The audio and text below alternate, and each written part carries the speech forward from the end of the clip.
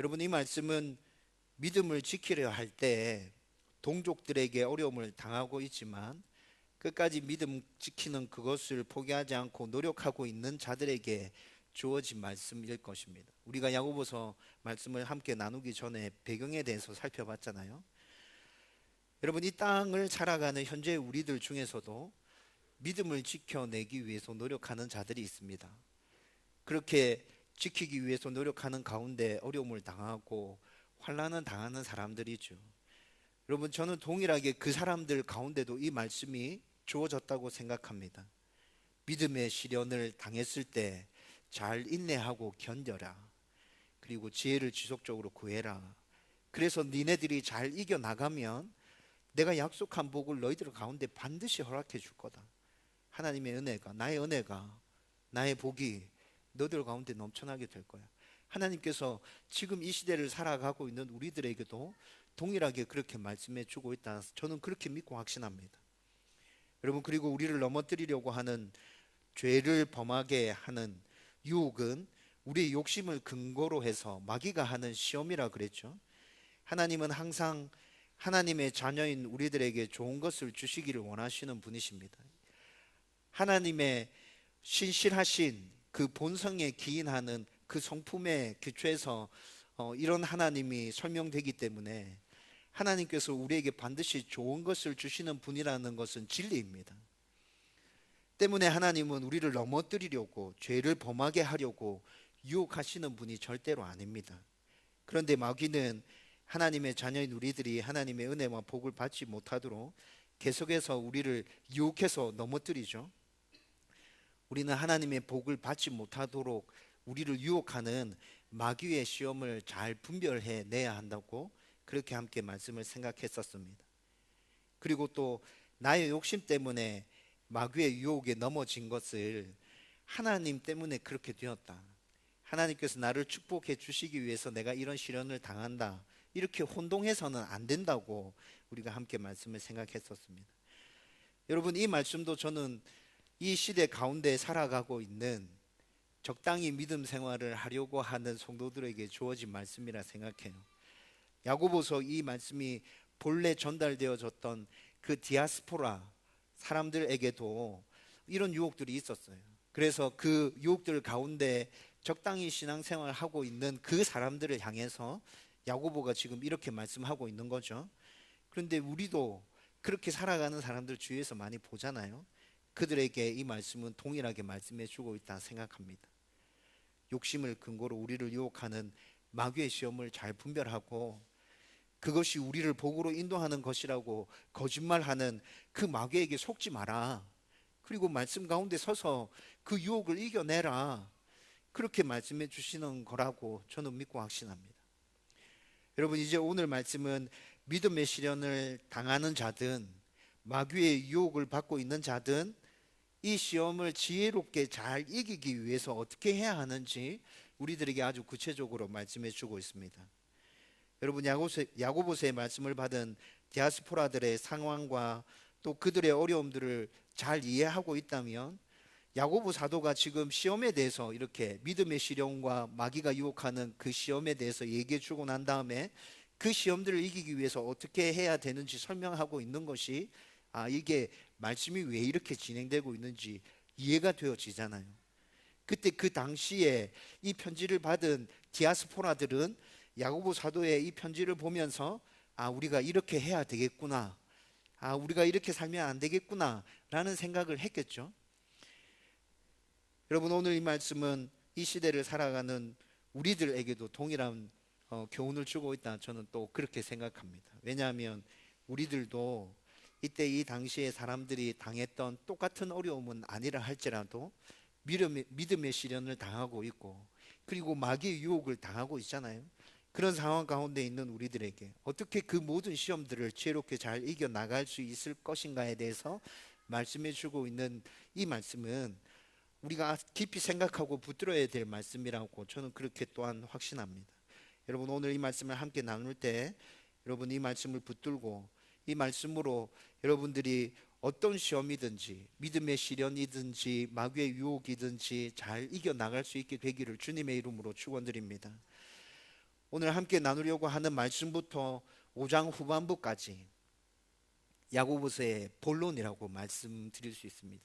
그런데 이 본론의 핵심 내용은 하나님 말씀대로 행하는 믿음, 이것이 핵심입니다.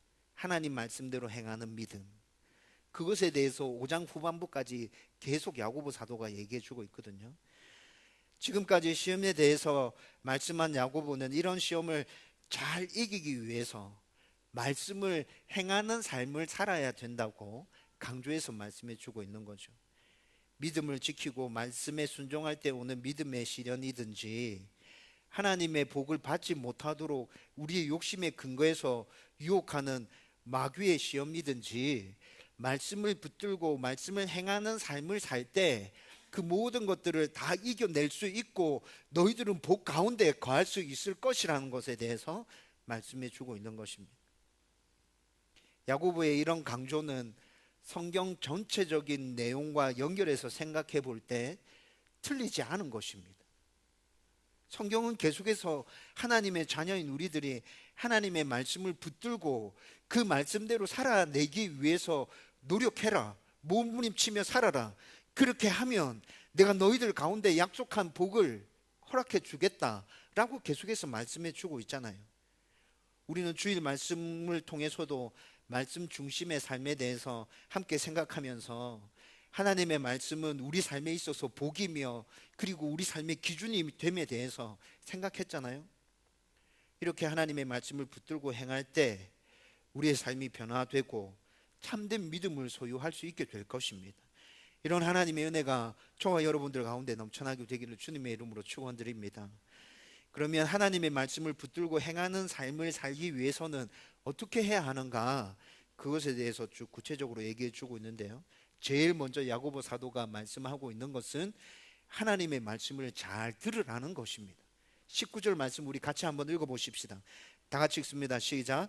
네, 사랑하는 형제들아, 너희가 알지니 사람마다 듣기는 속히하고 말하기는 더디하며 성내기도 더디하라. 아멘. 여러분, 이 19절 말씀은 하나님의 말씀을 잘 들으라는 권면이에요. 경청하라는 것입니다. 하나님의 말씀을 경청해. 여러분, 19절 말씀 뒷부분에 있는 이 말은 유대 격언입니다. 듣기는 속히하고 말하기는 더디하며 성내기도 더디하라. 유대인들은 이 이야기가 성경에 등장하고 있지 않아도 이미 격언으로, 중요한 교훈으로 다 받아들이고 있는 내용이었어요. 여러분, 이 말씀의 의미를 구체적으로 설명하면 하나님의 말씀을 귀담아 잘 들어. 하나님의 말씀뿐만이 아니라 어떤 대화든지 상대방과 대화할 때는 먼저 잘 들어야 돼 라는 것을 얘기해 주고 있는 것이죠. 여러분, 잘 듣는 것만으로도 우리는 많은 것을 얻을 수 있지 않습니까? 그래서 지금 이 시대에 소통이 굉장히 중요한 이슈로 떠오르고 있죠. 여러분, 소통하지 않아서 문제가 생기고 소통하지 않아서 적이 엄청 많이 생기는 것을 우리는 지금 정치판에서 확인하고 있잖아요. 사람과의 관계에서 상대방의 이야기를 귀담아 잘 들어주면 신뢰가 쌓이죠. 관계도 돈독해집니다. 여러분, 그리고 상담에 있어서 제일 기초가 되는 것이 귀담아 잘 들어주는 거죠. 요즘 상담이 필요한 사람들이 정말 많아지고 있습니다. 그런데 전문 상담가들이 너무 부족하고요. 그리고 한번 상담을 받으려고 하면 또 비용도 많이 들어요. 그런데 저는 여러분들이 상담가가 될 수 있다 생각하고 있습니다. 전문 상담가가 아니라도 상대방의 이야기를 공감해 주면서 귀담아 잘 들어주는 것만으로도 상담의 절반 이상은 한 것이잖아요. 상담 전문가들도 잘 들어주는 그것이 이미 상담의 절반 이상을 한 것이라고 얘기하거든요. 여러분, 하나님과의 관계에서 잘 듣는 것은 왜 중요합니까? 하나님의 말씀을 귀담아 잘 들으면, 경청하면 하나님의 말씀이 깨달아지고 이해되어지지 않습니까? 하나님의 말씀이 깨달아지고 이해되어지면 그 말씀을 붙들고 행하는 것이 더 쉬워지죠. 이 말씀의 의미가 무엇인지 깨달아졌잖아. 내가 알게 되었잖아요. 그리고 그렇게 이 말씀을 붙들고 살아야겠다는 동기부여도 더 강하게 되잖아요. 하나님의 말씀을 잘 듣는 것에 대해서는 우리가 깊이 있게 생각해 봐야 합니다. 그런데 하나님의 말씀을 듣는 것과 관련해서 저와 여러분들 모두 이런 경험들을 해 보았을 것입니다. 말씀을 듣는 자리에 있지만 전혀 들을 생각은 하지 않고 앉아 있을 때가 굉장히 많았죠. 주로 이럴 때는 다른 생각을 하고 있습니다. 앉아 있긴 앉아 있는데 다른 생각을 하고 있죠. 급하게 처리해야 될 문제들, 그리고 예배가 마치고 말씀 듣는 이 시간이 끝나고 난 이후의 일정들에 대해서 생각을 하고 있잖아요. 신앙이 없거나 늘 바쁜 삶 속에서 쫓기는 삶을 사는 사람들은 자는 시간이라고 생각하는 사람들도 굉장히 많은 것 같습니다. 그리고 제가 직접 만나서 대화했던 사람 중에 이런 사람도 있었습니다. 말씀을 들을 생각은 전혀 없다. 그래서 그 시간에 가서 앉아 있는 시간이 아깝더라. 그래서 저는 책을 들고 가서 책을 읽는다. 그렇게 얘기하는 성도도 제가 만났었습니다. 여러분, 요즘 청소년 아이들 예배 시간에 들어가 보면 말씀을 듣는 곳에 앉아 있긴 한데 스마트폰을 하고 있는 친구들이 굉장히 많습니다. 그 자리에 있지만 말씀을 들을 생각이 전혀 없는 것이죠. 이런 모든 것들이 전혀 말씀을 들을 생각 없이 그냥 그 자리에 앉아 있는 것을 의미합니다.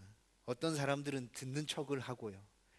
또 어떤 사람들은 대놓고 나는 말씀 들을 생각이 전혀 없다라고 강한 메시지를 전달하고 있죠. 여러분, 또 다른 경우는 하나님의 말씀을 듣기는 듣지만 한쪽 귀로 들어왔다가 한쪽 귀로 흘러나가 버리는 경우입니다. 많은 그리스도인들이 이렇게 하고 있다 생각합니다. 이것은 들은 말씀에 대해서 깊이 생각하지 않는 것이에요.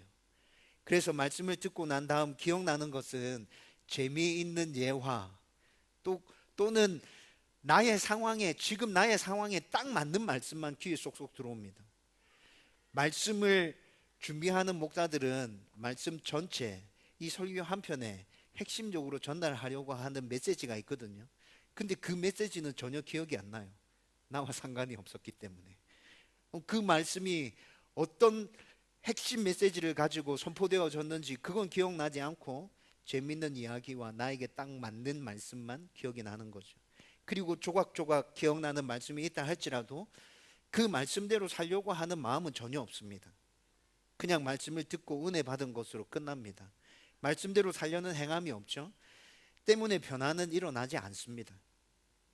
그래서 19절 말씀에 보면 말하기는 더디하며 라고 말씀하고 있는데, 이 말씀은 말씀을 깊이 생각하라는 것입니다. 들은 말씀을 깊이 생각해.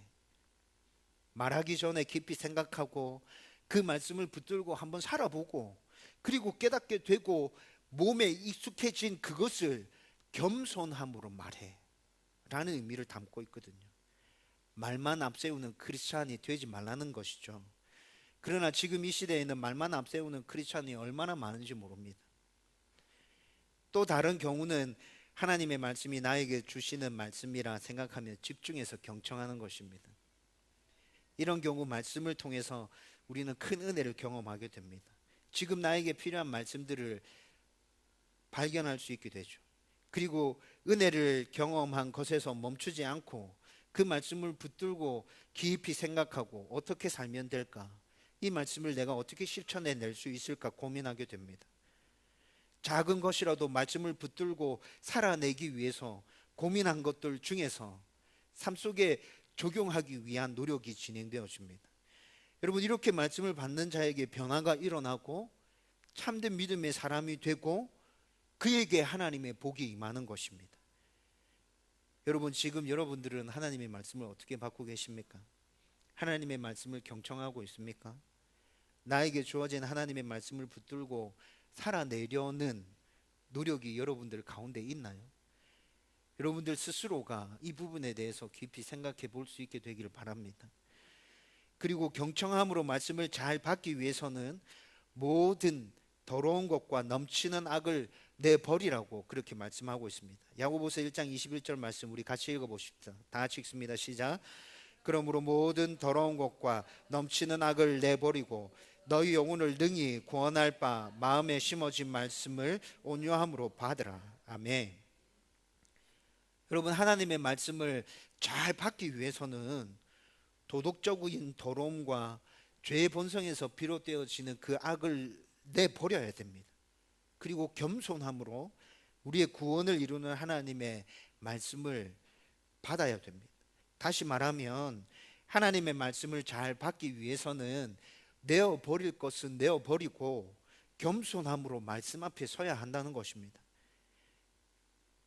하나님의 말씀을 잘 듣고 싶어도 버릴 것을 버리지 않으면 하나님의 말씀이 잘 들려오지 않습니다. 그래서 우리는 하나님의 말씀을 잘 받고 예수 그리스도의 모습을 닮아가기 위해서 날마다 우리의 죄를 자백하며 회개해야 하는 것입니다. 그런 의미에서 성경은 회개하고 거룩해져라고 말씀하고 있는 거예요. 이렇게 해야만 하나님의 말씀이 제대로 들려오고 그리고 예수 그리스도의 모습을 닮아갈 수 있기 때문인 거죠. 그리고 말씀 앞에 겸손하게 서라고 말씀합니다. 온유함으로 받으라 라는 말씀이 말씀 앞에 겸손하게 서는 것을 의미하거든요. 내가 아는 말씀이야. 굉장히 많이 들었던 말씀이에요. 내가 암송하고 있어, 저 말씀. 다른 목사님 설교를 들었는데 다른 목사님은 저렇게 설명하지 않았고 이렇게 설명했는데 나는 그 말씀이 더 마음에 들어. 여러분, 이런 마음을 가지고 여러분들 말씀을 받고 있다면 여러분 말씀 앞에 교만한 것입니다. 잘 생각해 보면 우리가 얼마나 말씀 앞에 교만했는지 나의 모습이 떠오르게 될 것입니다. 21절 말씀에서 우리가 이렇게 말씀 앞에 겸손하게 서야 하는 가장 중요한 이유로 구원을 말씀해 주고 있어요. 우리가 이렇게 겸손함으로 말씀 앞에 서야 되는 이유는 엄청 많겠죠. 그런데 21절 말씀에서는 그 많은 이유들 중에 가장 핵심이 되는 구원과 관련해서 너희 영혼을 능히 구원할 바 마음에 심어진 말씀이라고 그렇게 우리에게 선언해 주고 있어요. 하나님의 말씀은 우리를 능히 구원하시는 말씀이기 때문에 너희들은 겸손함으로 말씀 앞에 서야 돼. 여러분, 또 다른 이유는 뭐가 있을까요? 하나님의 말씀은 우리의 복이 되기 때문에 겸손함으로 말씀 앞에 서야 돼요. 또 다른 이유는 뭐가 있죠? 하나님의 말씀은 우리 삶의 기준이 되기 때문에 겸손함으로 말씀 앞에 서야 합니다.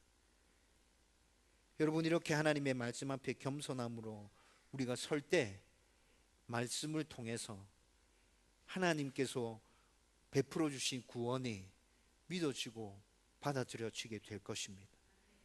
말씀을 통해서 주어진다고 약속된 그 복이 나의 복이 되어질 것입니다.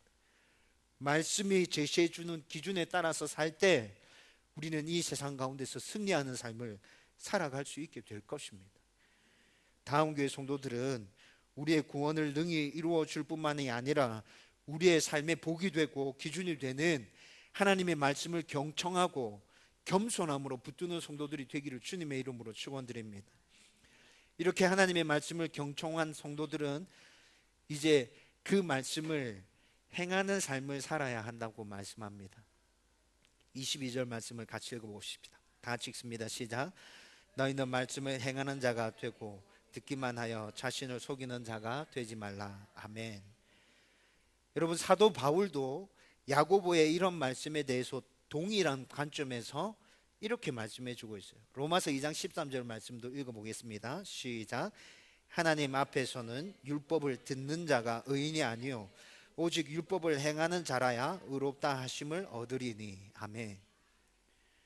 예수님을 믿음으로 구원받는 것은 확실하지만 그렇게 구원받은 하나님의 백성들에게는 반드시 믿음에 근거한 행함이 수반되어야 한다는 것을 말씀해 주고 있죠. 여러분, 이것은 바울과 야고보의 동일한 관점입니다. 바울과 야고보가 지금 서로 다른 이야기를 하고 있는 게 아니에요. 그래서 야고보는 이것을 더 강조해서 22절 말씀에 이렇게 얘기합니다. 듣기만 하여 자신을 속이는 자가 되지 말라. 여러분, 신앙생활을 오래 했고 말씀을 많이 알고 있고 기도를 많이 하고 있고 봉사를 많이 하고 있고 헌금을 잘 하고 있으면 좋은 성도라고 생각하는 잘못된 생각이 한국 교회 안에 만연되어져 있습니다. 여러분, 물론 이렇게 신앙생활을 하는 분들은 삶의 현장에서도 믿음에 근거한 행함이 나타나는 분들이 많을 것입니다. 그러나 모두가 다 그렇다고 말할 수는 없겠죠. 교회 안에서와 삶의 현장이 철저하게 분리되어져 있는 크리스찬들도 얼마나 많은지 모릅니다. 앞에 언급한 모든 것을 교회 안에서 다 하고 있지만 삶의 현장에서는 믿음에 근거한 행함은 전혀 나타나지 않는 그리스도인들이 많다는 것을 우리는 잘 알고 있습니다. 한국 교회가 당면한 문제는 그런 행함이 없는 믿음 때문이라는 것도 우리는 잘 알고 있습니다.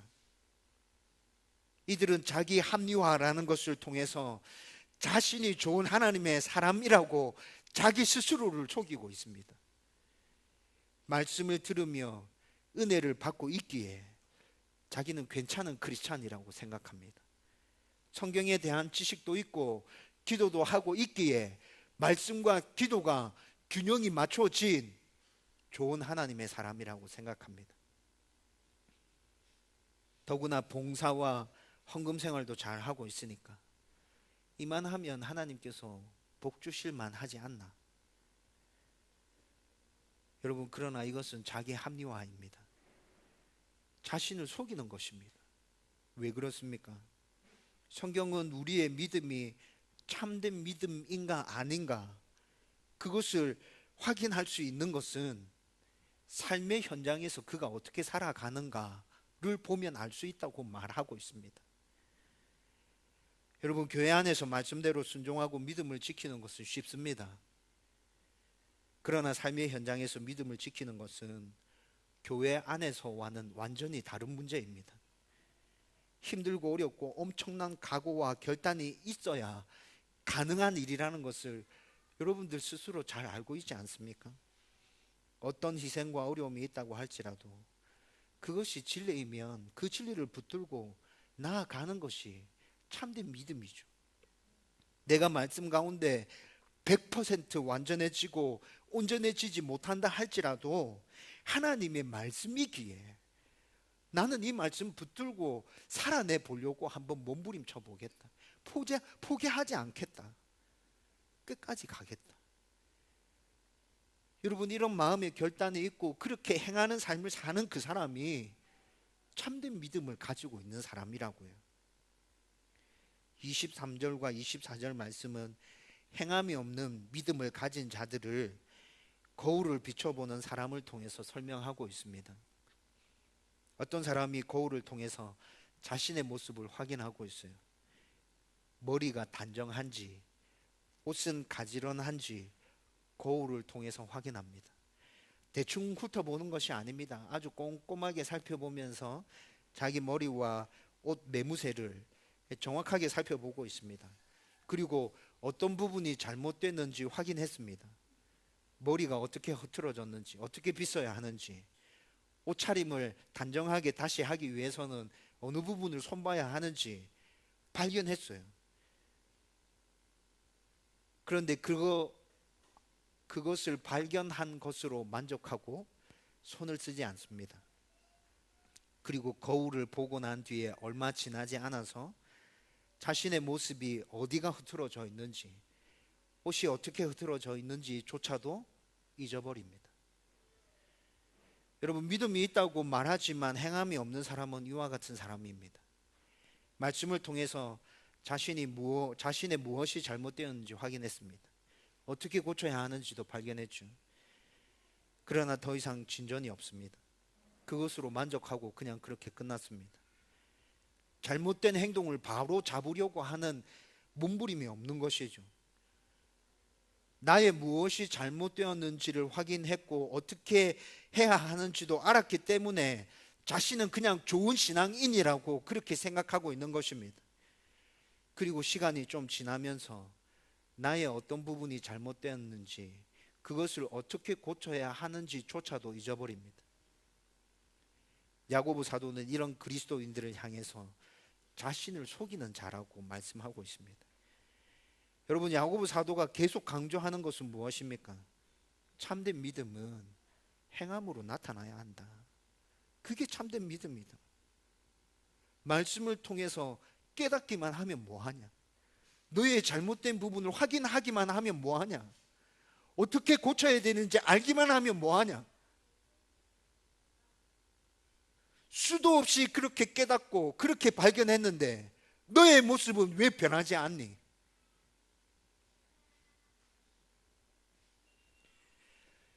여러분, 그리고 25절 말씀에서 행함으로 나타나는 믿음이 하나님의 복을 받는 믿음이라는 것에 대해서 분명하게 말씀해 주고 있습니다. 25절 말씀 우리 같이 읽어보십시다. 다 같이 읽습니다. 시작. 자유롭게 하는 온전한 율법을 들여다보고 있는 자는 듣고 잊어버리는 자가 아니요 실천하는 자니 이 사람은 그 행하는 일에 복을 받으리라. 아멘. 실천하는 자니 이 사람은 그 행하는 일에 복을 받으리라. 여러분, 말씀대로 살아내려고 여러분들이 몸부림치고 노력할 때 하나님께서 약속하신 복은 반드시 여러분들 가운데 임하게 될 것입니다. 여러분들이 이 복을 받아 누리게 되기를 주님의 이름으로 축원드립니다. 이제 야고보 사도는 행함에 있는 믿음의 구체적인 예로 말을 주의해서 해야 할 것과 과부와 고아들을 돌볼 것에 대해서 말씀해 주고 있습니다. 26절과 27절 말씀을 같이 읽어봅시다. 다 같이 읽습니다. 시작. 누구든지 스스로 경건하다 생각하며 자기 혀를 제갈 물리지 아니하고 자기 마음을 속이면 이 사람의 경건은 헛것이라. 하나님 아버지 앞에서 정결하고 더러움이 없는 경건은 곧 고아와 과부를 그 환난 중에 돌보고 또 자기를 지켜 세속에 물들지 아니하는 그것이니라. 아멘. 여러분, 말에 대해서는 3장에 가면 아주 구체적으로 나타납니다. 그래서 여기서는 자세하게 다루지 않으려고 합니다. 나중에 3장 말씀을 살펴볼 때 말이 얼마나 중요한지, 말 때문에 일어나는 문제가 얼마나 많은지에 대해서 우리가 함께 나누고 생각할 것입니다. 여러분, 그러나 신앙생활을 오래 했고 봉사를 많이 하고 있다고 하면서 말을 함부로 해서 사람들에게 상처 주는 사람들 많다는 것 우리 잘 알고 있잖아요. 여러분, 이런 사람들은 참된 믿음의 사람이 아닙니다. 야고보 사도는 그런 자는 참된 믿음의 사람이 아니라고 말하고 있습니다. 저는 이 부분과 관련해서 참된 믿음의 사람이 어떠해야 하는지 제 외할머니와 어머니를 통해서 배웠습니다.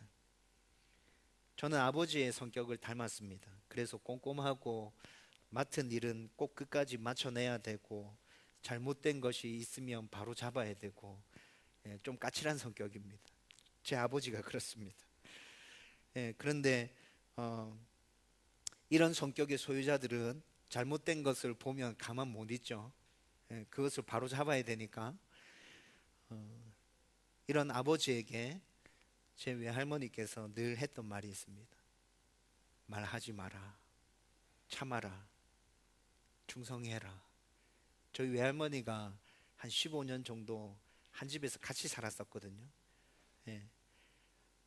저희 아버지가 교회 일을 굉장히 많이 하셨어요. 교회 일을 하면서 힘들고 어려운 일들이 있어서 욱할 때마다 할머니께서 꼭 이런 얘기들을 해주셨습니다. 그리고 할머니께서 직접 그렇게 하시는 모습을 보여주셨어요. 교회 안에서 일을 많이 하는 사람들은 늘 많은 말들을 듣죠. 그것이 좋은 말일 때도 있지만 안 좋은 말일 때가 더 많습니다. 그러나 언제나 할머니와 어머니는 묵묵하게 봉사하는 모습들을 보여주셨습니다. 그리고 힘들고 어려운 일들이 있을 때마다 늘 기도하는 모습을 보여주셨어요. 그래서 제 기억 속에 외할머니는 제 신앙의 좋은 모델로 자리 잡고 있습니다. 그리고 제 어머니는 제 신앙의 버팀목입니다. 외할머니의 마지막 유언도 이런 것이었는데 하나님만 바라보고 목회해라. 이게 저에게 남기신 할머니의 유언이었습니다.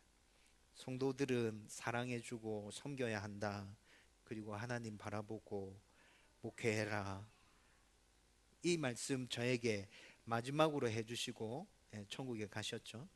저는 이 말씀을 이렇게 받아들였습니다. 하고 싶은 말이 있어도 다 하지 말고 참고 인내하고 사랑하고 섬기고 하나님 붙들고 가라라는 그 말로 저는 받아들였습니다.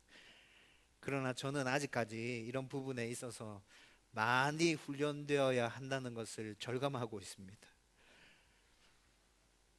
여러분, 그리고 고아와 과부들을 돌보는 것은 예수님께서도 지속적으로 말씀하신 것이죠. 이 당시의 고아와 과부들은 정말 어려운 사람들을 나타내고 있는 거거든요. 사람들의 돌봄이 없으면 그 사회 안에서 살아가기 힘든 대표적인 사람이 고아와 과부들이었습니다. 그래서 예수님께서 돌봄이 필요한 사람들을 돌봐줘야 할 것에 대해서 말씀하시면서 성경을 찾아보면 계속 고아와 과부들에 대해서 말씀하고 계십니다. 여러분, 제가 입양을 결정했을 때 이 말씀을 떠올렸습니다. 그리고 기도하지 않았습니다. 저는 그냥 하나님의 말씀이 너무 분명하기에 이거는 실행해 옮겨야 되는 일이라 라고 생각하고 그렇게 실행해 옮겼죠. 아주 오래 전부터 입양에 대해서 생각하고 있었고, 그리고 이제 더 이상 몸에 있는 병 때문에 아기를 가질 수 없다는 것을 알았으니까, 그러면 아기가 더 있었으면 좋겠는데 그럼 바로 입양하면 되지 라고 생각해서 그냥 첫 번째 아기를 그렇게 입양을 진행해서 저희 가정에 데려왔습니다. 그렇지만 두 번째 입양은 저도 굉장히 힘들었습니다. 굉장히 기도를 많이 했고 선택해야 할 아주 중요한 상황 가운데 놓여져 있었기 때문에 기도하는 가운데 그렇게 결정했는데, 여러분, 시편 84편의 말씀을 통해서 하나님께서 두 번째 아기를 입양할 때 저에게 주신 말씀도 하나님은 고아의 아버지, 그 말씀을 저에게 주셨습니다. 그래서 두 번째 아기도 저희 가정에 오게 되었죠. 아무튼 우리가 살아가는 이 사회에서도 돌봄이 필요한 사람들 진짜 많습니다. 참된 믿음의 사람들은 우리의 돌봄이 필요한 사람들을 외면하지 않는 사람입니다. 여러분, 제가 입양을 했기 때문에 여러분들에게 입양하라고 지금 말하고 있는 것이 아닙니다. 어떤 것이든 내가 할 수 있는 만큼 그들에게 손을 내미는 사람이 참된 믿음의 사람이라는 것입니다. 이런 것에 대한 실천이 행함이 있어야 한다는 것을 지금 말씀드리고 있는 것입니다. 꼭 고아와 과부가 아니라도 하나님의 말씀에 순종하려는 실행이 있는 그 사람이 참된 믿음의 사람이라는 것을 여러분들에게 선포하고 있는 것입니다. 여러분들 가운데 하나님의 말씀에 순종하려는 구체적인 실천이 나타나게 되기를 주님의 이름으로 축원드립니다. 여러분, 그것이 아무리 작은 것이라 할지라도 그 실천을 통해서 우리는 더 큰 실천으로 나아갈 수 있게 하는 디딤돌이 되어질 것입니다. 그리고 그 실천을 통해서 하나님의 은혜와 복이 여러분들 가운데 임하게 될 것입니다. 여러분, 이제 말씀을 정리하려고 합니다. 제가 지금까지 개척해서 말씀을 쭉 이렇게 함께 나누면서 수요 기도의 말씀과 주일 말씀이 겹쳐지는 부분이 참 많다는 생각을 했습니다. 지금 주일 설교는 말씀 중심의 삶 해서 시리즈 설교 세 번째를 지금 함께 나누고 있잖아요. 그리고 앞에 수요 기도회 때는 느헤미야서 강해를 했고 지금 야고보서 강해를 하고 있습니다. 여러분, 이 말씀들을 나누면서 말씀 중심의 삶과 야고보서 강해를 통해서 여러분 비슷한 말씀이 계속 선포되어지고 있다, 여러분 그렇게 생각되지 않으시나요? 제가 계속해서 강조하고 있는 부분이 무엇입니까? 제가 제 자의적으로 여러분들에게 하고 싶은 말씀을 하고 있는 게 아니죠. 성경 본문에 있는 것을 여러분들에게 풀어서 얘기해 주고 있는데 몇 주 동안 계속 비슷한 말씀이라는 느낌이 계속 듭니다. 여러분들에게 계속 강조한 것은 말씀을 붙들고 순종하는 삶을 살라는 것이었습니다. 여러분, 그리고 또 제가 한 가지 강조한 것이 있습니다. 그것이 무엇인지 압니까? 이렇게 살 때 하나님의 복이 여러분들 가운데 임하게 될 것이라는 것입니다. 여러분, 저는 성경에 근거하지 않은 세상적인 기복주의 신앙을 배격합니다. 좋아하지 않습니다. 교회 안에서 복을 선언하는 것, 성경에 근거하지 않은 것이라면 저는 절대로 그렇게 하고 싶지 않습니다. 그러나 성경에 근거한 하나님의 복은 여러분들 가운데 풍성하게 임하기를 간절히 소원하고 있습니다. 여러분, 그래서 매일 아침마다 여러분들이 복받는 하나님의 사람들이 되게 해달라고 매일 기도하고 있습니다.